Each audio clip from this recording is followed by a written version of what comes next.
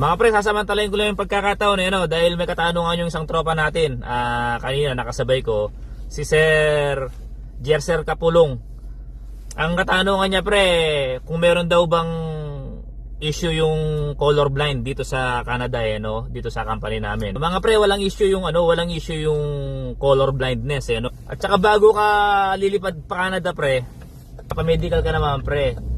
Pero yung color blindness, ulitin ko pre, walang issue yan kung pupunta ka ng Canada mga pre As long as na hindi ka disabled, sabi ko nga mga pre, kumpleto pa yung mga daliri mo, wala namang problema dyan mga pre. Kahit hindi mo ma-perfect yung mga colors, vision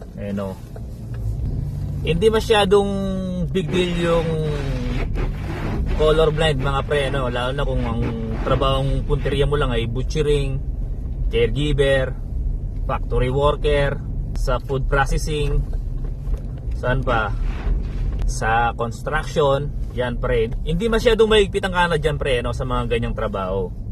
Pero mahigpit sila pre sa mga certain na posisyon tulad ng pilot, tulad ng mga electrician, seaman, public transportation mga pre, yung driver sa mga halimbawa bus ganon. Depende sa province pre minsan medyo mahigpit sila sa ganon. Pero tulad na nga sabi ko mga pre, hindi masyadong big deal yung blind colors mga pre.